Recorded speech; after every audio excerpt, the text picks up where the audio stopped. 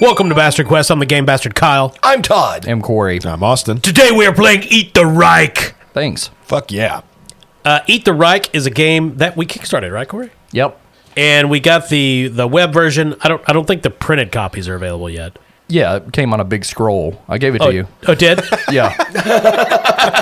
This is a game by Rowan, Rook, and Deckard. That is the company, as far as I can tell. I've never heard of them, but Eat the Reich is awesome. Yeah. We're very excited to support this. They also were the antagonists in Fantastic Mr. Fox. That is true. Yeah. They were the farmers. Interesting. Eat the Reich is a game about playing vampire commandos that get dropped into Paris to drink all of Hitler's blood. Yeah. And I'm thirsty. If you're thinking that's ahistorical, you are correct.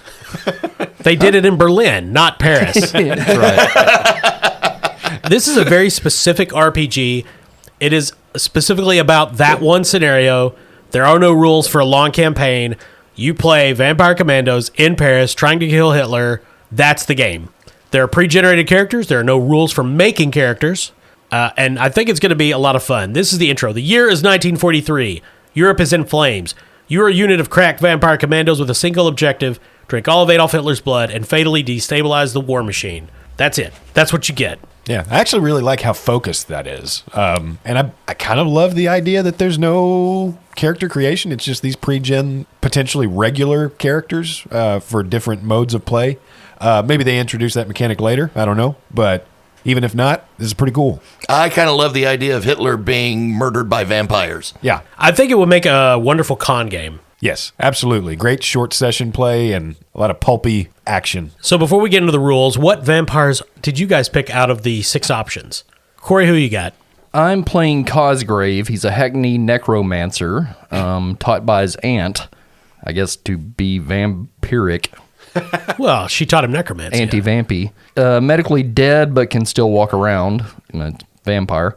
On the run from East London's undead mafia. Crooked as a 3-bob note, but charming with it. He has a lot of weird black magic tricks. Todd, who you got? Well, howdy, partners. My name is Chuck. Okay. And I'm your Huckleberry. I got me a couple of hand cannons, twin sisters by the name of Betsy and Maria, and we can't wait to do some rootin' and tootin' on them there Nazis.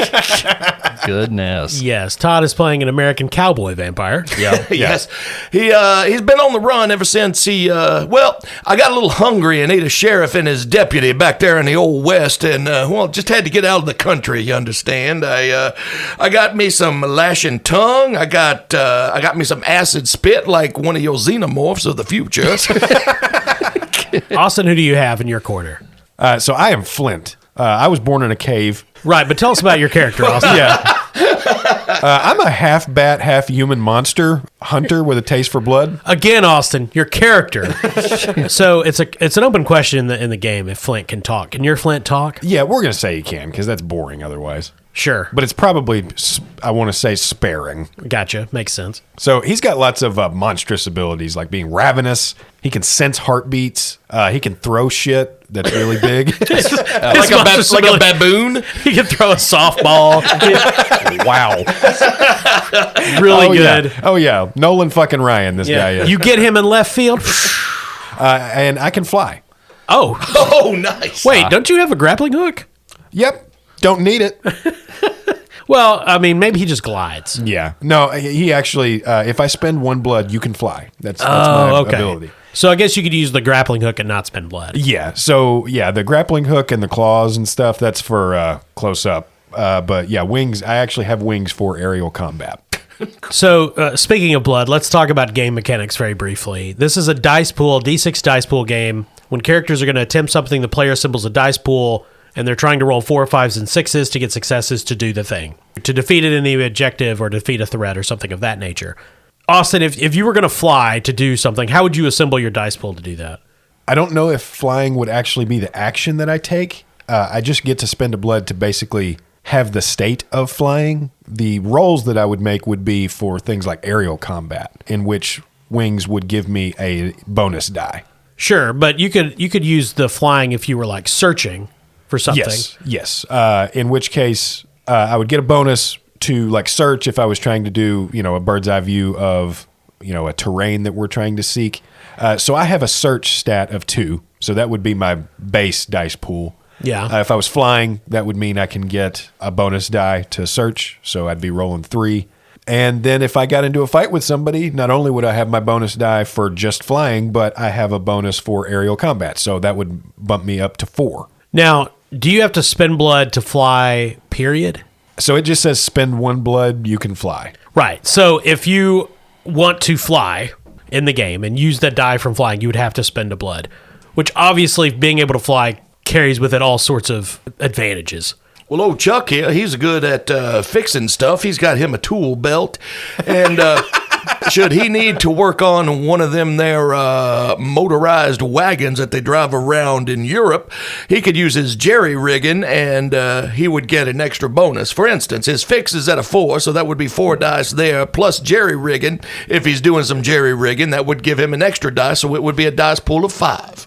Good explanation, Todd. Well played. Kyle, how does one acquire blood? Good question. So, I mean, I know how I got mine. sure. Built it with me heart. Yeah, I too grow my own organically. Yeah. You're so fucking stupid. Thanks. Built me own brain, I did. I hate that it's technically correct. Okay, so this is a very open form game. Players have a lot of creative control as to the details. So I would kind of set the scene. You guys land in the middle of a cafe at the outskirts of Paris, and your objective is to get to cover. That's your first objective for your first scene, perhaps. You would say, okay, well, I'm going to try to do X, Y, and Z, whatever to accomplish the objective. You roll your dice pool, and you want to roll 4, 5s, and 6s, because those are your successes. During the accomplishment of any action, of any objective, you can always use your successes. So let's say in this scene, you say, I got 3 successes. I'm going to spend 2 to advance the objective, which means if the objective has a difficulty rating of 5, it would go down to 3. And when it goes down to 0, the scene is over and you guys have completed the objective. But you could also, for that last die, you say, hey, I'm going to generate some blood. Each success gives you 1 blood, and you narrate how in this scene, amidst whatever else is going on, you got blood. Which, for some of the vampires, it is literally drinking blood. Others, it could be more esoteric, or I think Todd's cowboy just eats dead carrion. I mean, you can drink blood or whatever. Yeah, he is a corpse eater. Anytime he rolls a 1, he can turn that 1 into blood. And there's a lot of freedom over how you narrate it. So your character, Cosgrave, is a necromancer. You can narrate, and I use a minor magical spell to exsanguinate a Nazi across the room and pull all that power into me, or whatever. Okay. But mechanically, it is from spending successes. And that's what you're going to do. Everything in the game, you're going to spend successes to either accomplish an objective, defeat a threat, reduce damage to yourself, get blood, activate specials, etc., etc., etc. And it will make sense as we play, but that's the long and short of it. Okay. I would also like to point out that Chuck also has a lashing tongue.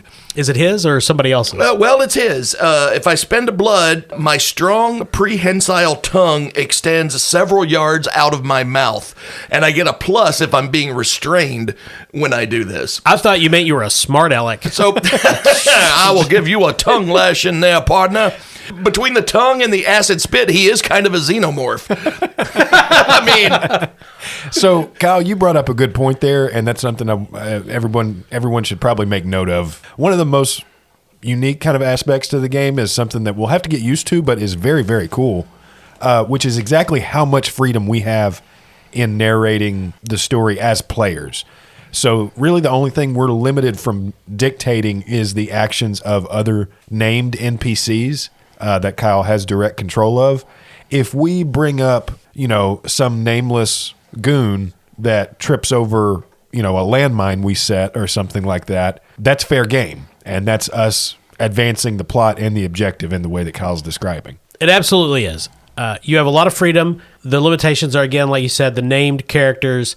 And, of course, it has to make sense in the scene, right? And the context of the game, which this is a very fantastic look at the Second World War, but it would be out of the bounds to narrate an alien spaceship showing up. You work within the fiction. But in that fiction, in Paris, in fantasy 1943, in which there are vampires and black magic and occult technology, you got a lot of leeway. Yeah. Okay, questions before we get started. Would anyone like some cigarettes? It's World War II, so I got some cartons. Yes. Going to give you cigarettes and German meth chocolate. The year is 1943. Europe is at war. Illuminated by the dull red lights of the bomber's hangar, Commander Slate paces back and forth on the steel plates of the plane's floor. The last 6 months have led us to this point. This is your final move. Your mission is to kill Adolf Hitler in his Zeppelin atop the Eiffel Tower. 3 reinforced steel boxes hang from the roof. From behind bulletproof glass in the lids, eyes stare forth with fierce determination. Your eyes. It's hot as hell down there, folks. Once you arrive, you'll be swarmed with Nazi scum until this is done and dusted. Commander Slate walks over to a large lever mounted towards the front of the bomber. Godspeed and good luck. She salutes the drop coffins and throws the lever. The hatches open, and you plummet from the plane towards the bright lights of fair Paris at dusk. You're a bunch of vampires dropping in steel boxes toward Paris. Welcome to Eat the Reich. Okay. So you guys are going to come down into what Fang has dubbed as Sector 3, which is on the outskirts of Paris, and you have to make your way across the city to eventually face down Hitler in the Eiffel Tower. So you have some options over where you could have been dropped. I'm going to give you 3 options. The Graveyard, the Place de la Sarine, or the Grand Magazine Martin. The Place de la Sarine, or is it Sarine or Sarine? I don't know. That is a neighborhood of classy bistros, cafes, and boutiques. Well-to-do families drink coffee and eat pastries at outdoor hotels. The Grand Magazine Martin is a sprawling multi-level department store selling most anything you can imagine that can be imported from Germany. And the Graveyard is, well, a new German-only graveyard with memorials for many of the officers who died during the conquest of France. So, Graveyard, Grand Magazine Martin, which again is a shopping center. And it's, for those people that don't know, there were no malls in the 1940s, of course, but there would be multi-story department stores in major cities. And the Grand Magazine Martin is one of those. So it would be, I think Woolworths in New York was one of the more famous of these. Yeah. Sure. Well, it was one of the innovations of the 1970s to look at these department stores and go, instead of up, why not out? Ah, yes, America at its finest. Yeah. What if this place that concentrated an activity and was easy to access became more inconvenient? Exactly, and took up more land. Yeah, yes, critical. Very important. We need space for our cars. Anyway, I hate America. Or the Place de Sarine, which is the relatively upscale neighborhood. Here's the thing. There's not going to be any blood in the graveyard. Well, you're a corpse eater, though. There is for you. Yeah, well, true. There will be opportunities for blood just about everywhere. So The graveyard would probably be the most incognito place to land. That's Yeah. my thing. Rather than 3 Right. coffins crashing into a department store. is fucking metal. I mean, But the nice neighborhood, probably better food. yeah. And by It's- food, I mean rich people. Yeah. Sure. Yeah. It's dusk, though. There's going to be tons of probably uppity people shopping in the Grand Magazine Martin. I say rich people, neighborhood. Works for me. I'm fine with that. So as night is falling over Paris, the electric street lights are lit. The bistros, the cafes, the boutiques are illuminated. It's a tranquil night. Well-to-do families, the families of German officers mostly, drink coffee, eat pastries at outdoor tables. We all German officers or French collaborateurs, traders. There's a mermaid fountain gracing the center of the square. Your objective is to get out of the open and into cover. That is a 6 strength objective, meaning you need to allocate 6 successes to doing that. The threat in the area is a police patrol. There are a number of police patrols. And do we know that threat rating, or does that stay opaque to us? So police patrol, a standard police patrol is threat 4 and attack 2, and that's just a group of civilian enforcers with pistols, batons, and handcuffs. These are Frenchmen. Yeah, the French police department, like in most occupied countries, generally the police keep doing what they're doing and civil services continue in a civilized takeover. Above this tranquil scene, whistling through the night air, are your drop coffins. Now, I don't know if folks picked up on this. These are not parachuted in. Drop coffins are just dropped. Oh, Yeah. And each one carries one of you. it's a good name for them. Yeah, well, they workshopped it a long time. Okay. Just coffin flopping into Paris. Plummeting I didn't tens do of fucking shit. these are plummeting tens of thousands of feet, dropped out of the bay of a B-15. And you guys have done this before. The landing is not fun. The last time you were basically turned into a sort of gristly bone paste. But don't worry. As you land, the pressurized pneumatics inside will spray your shredded form with high-quality nun's blood to rejuvenate you. Jesus Christ. Oh. Which will allow you to begin the scene with 0 blood, but fully intact and operating at 100% vampire efficiency. Okay. So, in case you were wondering if this game was not yet metal as fuck, It's super metal. and not only is the premise really fucking cool, this book is beautifully designed. Congratulations to the developers. This is super cool. Yeah, it is very reminiscent to me of Morkborg. So, Austin, your coffin's going to land first, then Todd, and then Corey. Where does your coffin smash into the ground in this Place de la Sarine? Like in most affluent places where people are socializing, there is one rich asshole who is up on a balcony kind of serenading everybody with like just a guitar. Oh. Now, very importantly, is he singing in German or French? Or, God forbid, English? I think he's singing in broken French. It's an American. Henry Ford's cousin. It's Lindbergh's nephew. And my coffin lands vertically right on top of him, like just smashing into the stonework. All of a sudden, at one moment, he's there, and then in another moment, there's my coffin standing there, upright. Smashes into this balcony, which is the testament to the French engineers because the balcony is not obliterated. Well, nobody here built it. But stonework blasts out along with this guy's smeared down the side of the building. People instantly start screaming. There's Some smoke. clap. Yeah, smoke drifting away. That cloud of shattered masonry. Breaks his G-string. Todd, where does your cowboy land? Well, Chuck's coffin comes smashing down in the middle of the street, but then it skitters. Sure. And they're Like just a hockey puck. There just happened to be two French dudes in berets carrying a plate glass window across the street. And it smashes through that and then into a fruit cart. Is it really plate glass windows, or are they mimes pretending? Well, either way, they're upset. And then it crashes into a fruit cart and is still. Corey, what about Cosgrave's coffin? Cosgrave's coffin falls behind a cafe in an alley where a young Frenchman is taking out the trash, and it lands on him. Of course, he has a cigarette hanging from his lips. Yeah, not anymore. So you're all putrefied. Nun's blood begins spraying inside the coffins. The carapaces crack.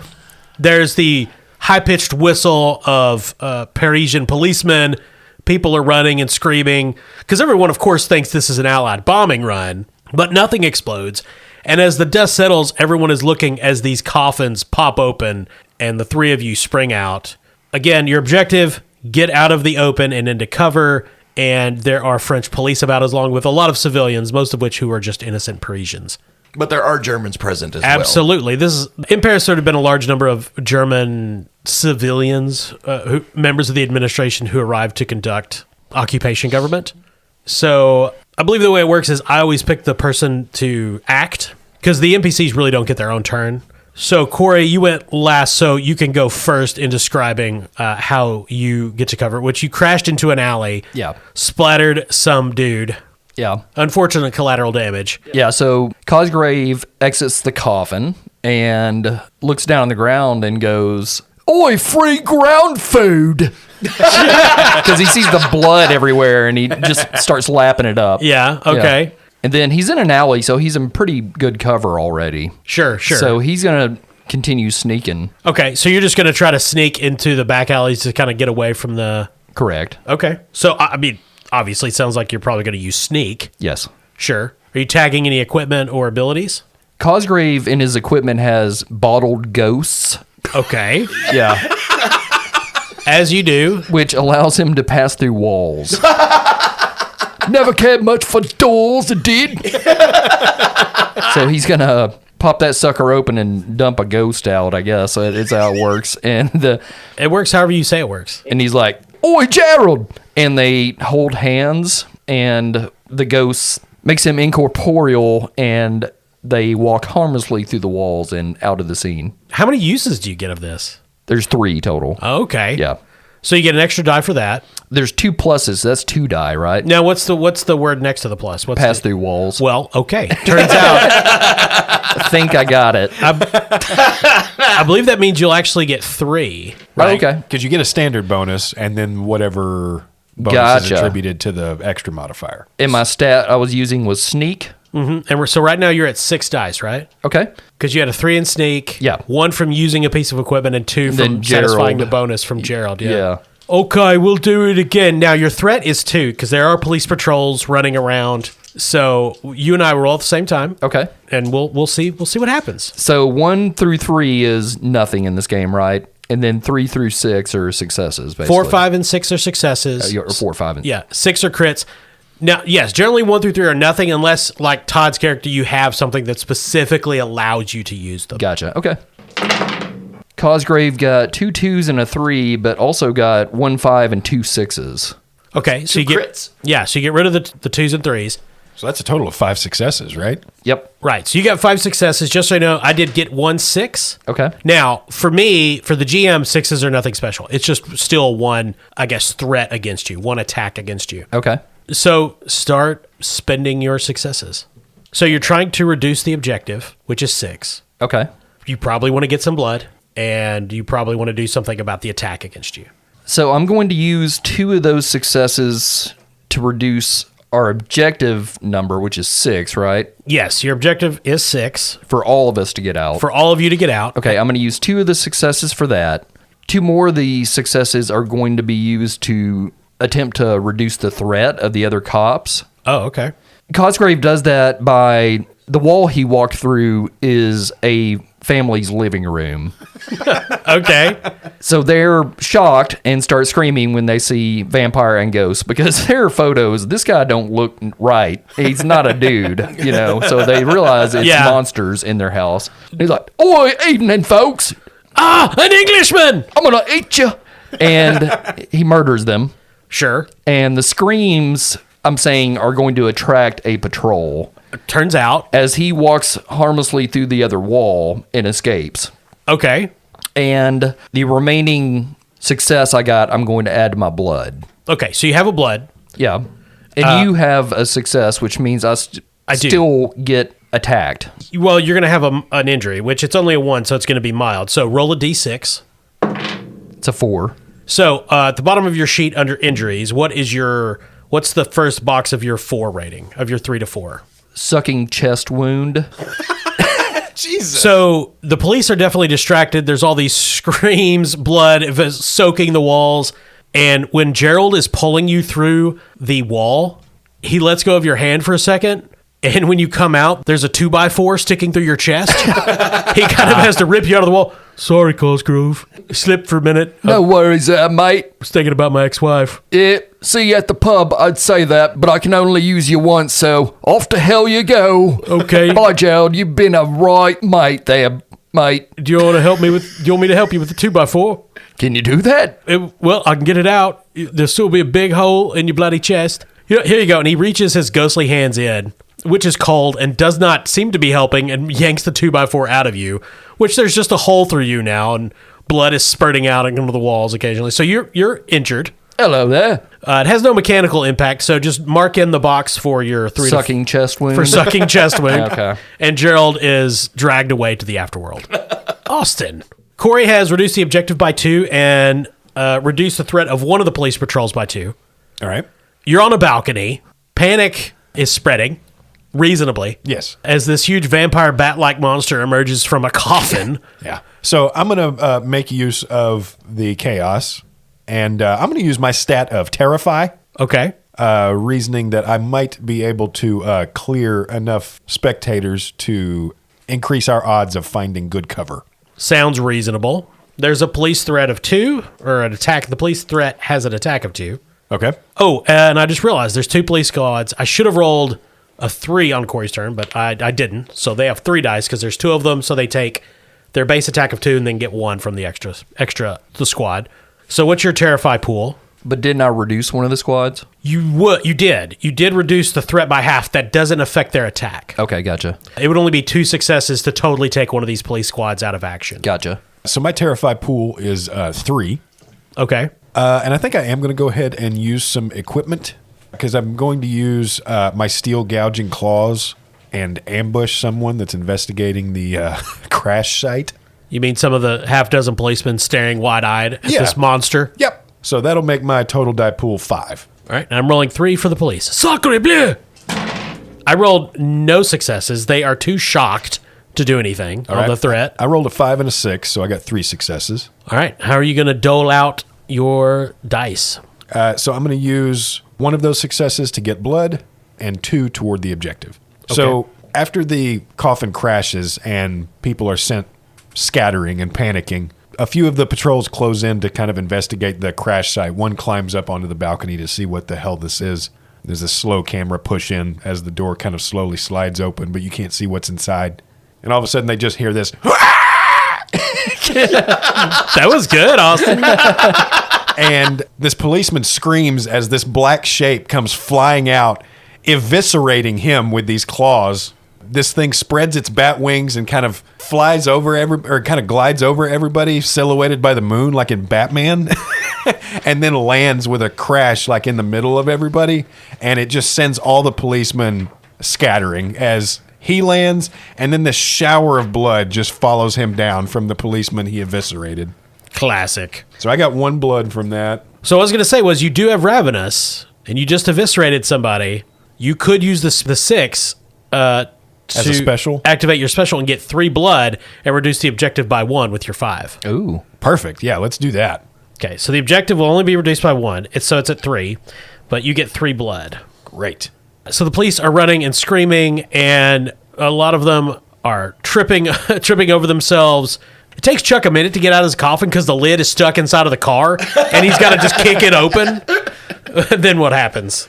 Chuck steps out and surveys the chaos that's taking place, and he says, "Howdy, France. Right. Just wanted to let y'all know that I prefer my French fried potatoes with gravy, not kraut." And he, I think it would be logical that in a place like this that there could be like a horse-drawn carriage riding by. Absolutely, there could be policemen on horseback. Sure. So he is going to use his brawl to attack a policeman on horseback. Okay, so what are you forming the base of your pool with? What stat? Brawl. Makes sense. And it's a 3. Okay, are you using any equipment or abilities? No, the unfortunate thing about Chuck is most of his abilities require him to spend a blood. Ah. So I got to get some blood before I can, really show out. Okay, so you don't have any blood, so you're just going to drop kick a horse. Right. Oddly enough, not the first time that's happened on Bastard Quest. Yeah. No. So basically, he's going to try to pull the policeman off of the horse and bite his neck. Right. Have a drink. Okay, so the police in the scene have 3 dice. 2 2s and a 4, so 1 success. Now, once per session, and you don't have to do this now necessarily, when you roll 2 successes or fewer, you can trigger a flashback to spur yourself on to victory. Okay. Yeah, I definitely want to do that. Chuck really seems like he's got plenty of flashbacks to be had. Yeah. So you're going to roll in the flashback tables to define a question or choose one that appeals, and we just describe a brief scene that happened on a past Fang mission. And so roll a d6, and you're going to roll 2 d6s ultimately. That's a 2. So this is the flashback context. First table. You were rescuing POWs in a thunderstorm on a previous Fang mission, and roll the second one. 5. POWs in this world stands for prisoners of werewolves. So the question from this context, in which Chuck was rescuing some POWs in a thunderstorm, is you won't let a character, which would be one of the other players, which one? I'm going to say Cosgrave because Flint's just fucking weird. Yeah. I didn't. So you won't let Cosgrave see you fail like this. What do you respect most about them? About Cosgrave? Yes. I like the way he talks. So describe a brief scene where you were rescuing some POWs and Cosgrave was involved and you didn't want him to see you fail. That's the flashback. Thanks, Austin. We couldn't have done it without that sound effect.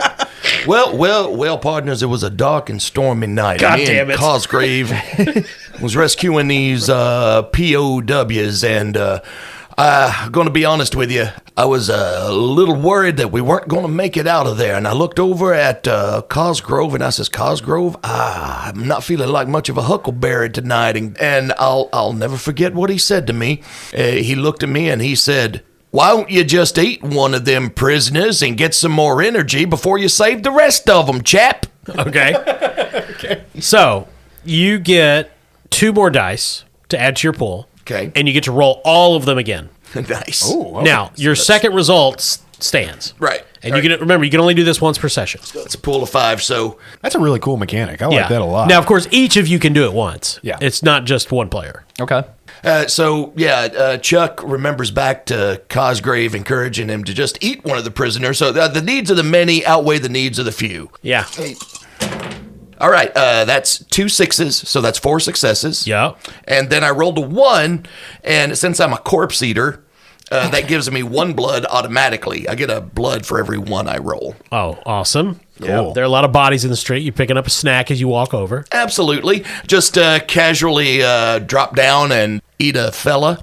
And then Chuck would never feast on a horse, though. He spent too much time at the prairie. Yeah. He knows their value. Absolutely. And then he walks over, he reaches up and pulls the cop down off of the horse and bites into his neck, drinks his blood, and then hops up on the horse. So you got 4 successes. Well, you got 2 6s, I should say, which Yes.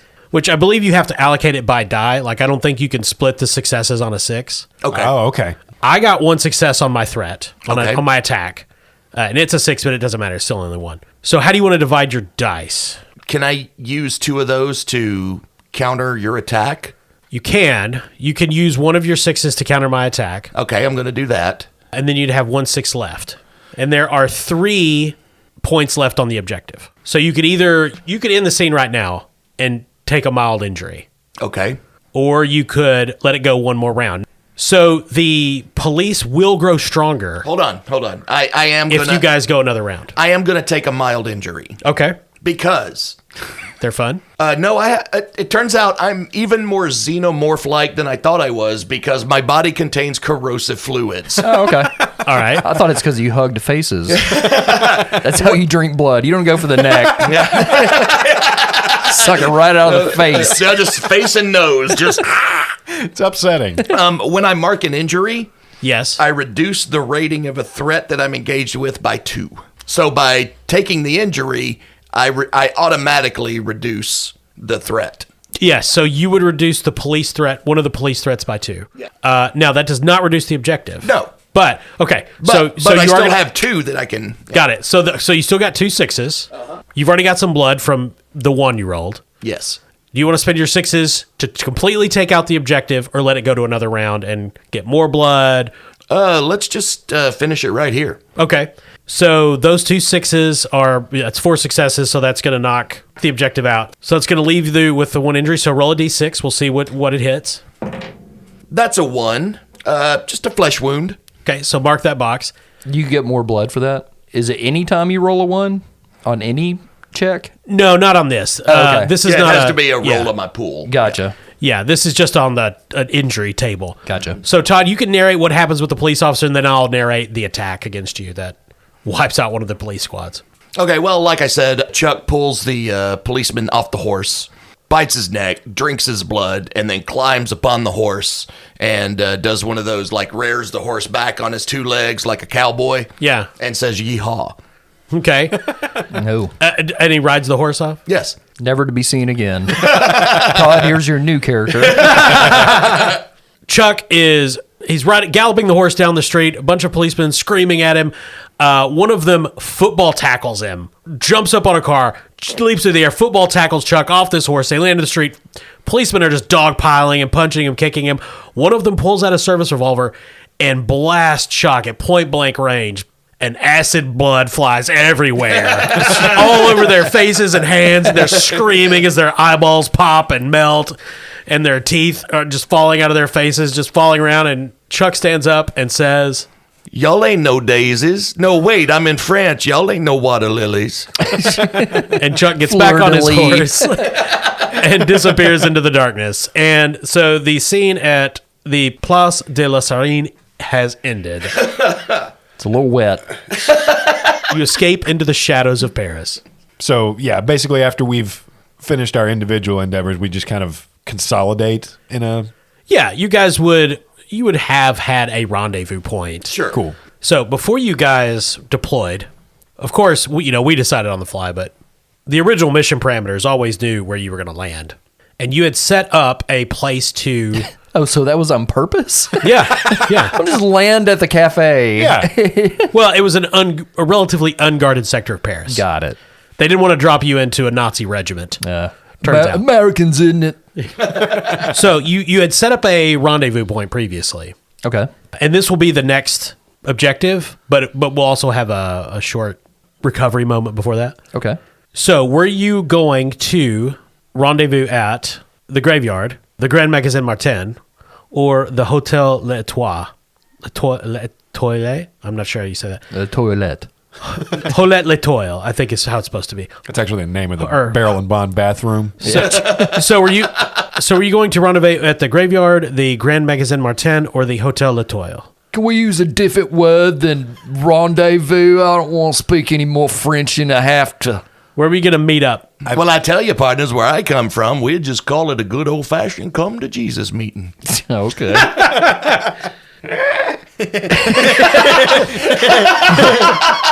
Boy, you said it, Flint. I think we should meet at the hotel. That would be the easiest place to find some more blood before we go. This is my favorite Austin character. So it's not that Flint can't talk. It's just that everyone would rather him not. Yeah, Oh, sure. I'm down with that. He's like the G.G. Allen of Vampire Warriors. Oh, okay. He just shits everywhere. By the way, don't be alarmed about that sucking sound. It's just me chest wound. So the hotel? Yeah, sure. Yeah. The Hotel L'Etoile is a very swish hotel catering to families of visiting dignitaries, and it has one of the last functional grand pianos in Paris. Takes pride of place in the 6-story bar. Sure, they would think nothing of a British vampire walking in with a sucking chest wound Screeching man bat. and a cowboy. Yeah, you meet in a... We come in disguised as bellboys. Well, I was going to say in the empty boiler room in the basement. Gotcha. Works. You can hear the sounds of a dinner party going on above you, full of Nazi officers having drinks and dinner. The stamp of the staff. You could smell food roasting and wafting down. It smells horrible to you guys. Oh, yeah. But you have a moment to catch your breath and talk about how you're going to ransack this hotel to get... Because it will be your next objective, getting through it and taking it out. Don't have breath. Very true. So what's the objective? We're trying to take control of the hotel? Well, you're just going to... Basically, you're working your way through Paris, causing chaos to both advance closer to the Eiffel Tower and draw off the forces around it. And kill people. Yeah, and just because you want to cause a ruckus in the outer parts of Paris so that some of the German troops around the Eiffel Tower come out here. Absolutely. Okay, that makes more sense. So we are trying to draw out the enemy a little bit more. Yeah, because you don't want to show up at the Eiffel Tower and there's a division around it. That makes sense to me. Good. So your next objective will be to essentially demolish the hotel and cause more chaos. We're going to move through this hotel like a bad case of bed bugs. Dear Lord, man, shut up, will ya? Well, I tell you what, partners, from the sound of it and the smells of it, it looks like we got us a genuine Nazi buffet up there. Yeah, I think we got a dinner party to go to. I'm gonna kill the maitre d'. So the next objective would be make a suitable entrance to the dining room. A suitable entrance. And Can do. we will pick up there next week. All right. This is going to be fun. I've had fun. I thought the opening scene was a lot of fun. Yeah, this is really cool. It's a very fun game. The gameplay is pretty cool so far. It's quite different than a lot of stuff we played for sure. Yeah, but honestly, it kind of lends itself to what we do a little bit more, just because it's so. I thought 2D20 was as open ended as it gets, especially Dune when it came to describing what happened and characters' motivations and stuff like that. But Sure. this is kind of on a different level. This allows for a lot more imagination. There are plenty of games that do that. We haven't played any of them, and they're more indie. But Yeah. I think you would probably like Blades in the Dark quite a lot. Yeah. So thank you to the developer. Who is it? Tucker, Dale, and McGill. It's a McGillicuddy? law firm. Borgen, Bunsen, Bean. Yeah. Rowan, Rook, and Deckard Limited. Oh, okay. That actually, I made fun, but that sounds really cool. It does. Printed in Latvia by Livonia Press. Deckard is a replicant, of course. Yeah. Oh, they're in the UK. Rowan, Rook, and Deckard. No Sheffield. way. With a name like that? Yeah. Got it. So maybe some of our UK listeners can go to their house and steal some of their copies. Yeah. Because I want a copy, and I don't remember what we backed on the Kickstarter. We backed the book for sure. Oh, we did? It's Okay. coming, yeah. But still, UK listeners, go commit crimes. Yes. For once in your goddamn life. Yeah. For once, they're the British. They don't commit. Well, I mean, like Their existence is a crime. I know. I mean, like for life experience, Yeah. not like war crimes. You They look in all the know. war crime section, and it's just Britain. Yeah, And then, America. neck and neck. Yeah. Well, look, hey, we have a lot of fun on Bastard Quest. Yeah. But you know what's also fun? Punching Nazis. Yeah, Or eating them. yeah. I'm down. Well, thank you for listening. Thank you for all our Patreon members. We'll have some Patreon members in the next episode. Maybe not even all of them as bad guys, but probably most of them as bad guys. Yeah. Yeah. Kyle asked us a question early on where if we wanted most of the carnage to be mostly inflicted on Nazis or if we were okay with civilian collateral damage. And we were like, is that even a fucking question? Yeah, I mean, they know you're bad people. Well, the French, they're guilty by association. Don't allow yourself to be occupied. Sure. Rule number 1. Yeah. America's never done it. Yeah, technically. Yeah. Looking at you, Canada. You better know better. Well, look, Canada is one of the few countries on Earth that has outright defeated an American invasion. Oh, really? Yeah, we invaded Canada in the Revolutionary War. Oh, It did not go well. cold up there. They barely even had to do anything. They just sat up there at the top and we just had to go through millions of miles of wilderness. Yeah, it was a very close run thing. It almost worked. Yeah. Actually. Until we saw the gravy on the French fries, and we were like, why do we What? want this? Yeah, there was, I think Why it was, do they keep saying a boot? it was the siege of Montreal or Quebec. I can't remember which one, but it almost succeeded, and Canada would have been the 14th State. colony. That's a big ass state, son. Well, at the time, it was mainly Eastern Canada. Yeah, but it's an entire country of reasonable people. We could use that in America. Yeah. Oh, they have their maggots. Yes, they do. I'm sure. But it would have been cool if we would have gotten all of Canada. I mean, just to balance out dealing with Texas. It's hard to say.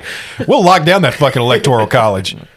We'd like to thank our sponsor, Barrel and Bond, 100 Broadway Street in beautiful downtown Paducah, right on the banks of the Ohio River. Ohio River. Their restroom is a toilette. It's French now. True. Yes. Lots of bourbon, small plates, mixed drinks. They got beer and wine and stuff too. But, Friendly folks. oh, yeah. No Great coffins people. dropping from the sky. Also, thank you to all of our patrons. We appreciate you. Thank you for just listening. Everyone who's listened to the show, we're getting more and more listeners, it seems like, every week and every month, and we could not be happier and more grateful to you guys for being there for us. I could definitely be happier. And if you want to add some more dice to your pool, don't forget about Norse Foundry. They're on the internet. It's actually GeronimoDice.com, not Norse Foundry. It's weird. No, it's Norse Foundry, of course. NorseFoundry.com. They have all manner of dice made from all manner of materials. They also have merch. I saw the other day they're making they have dice keychains and dice earrings, all kinds of cool stuff. Make great stocking stuffers. And if you enter the promo code CHAM, that's CHAM, you get a 10% discount. Fun times. Thank you again for listening. We'll be back next week with more Eat the Reich. Yeah. I'm Kyle. I'm Todd. Corey. I'm Austin.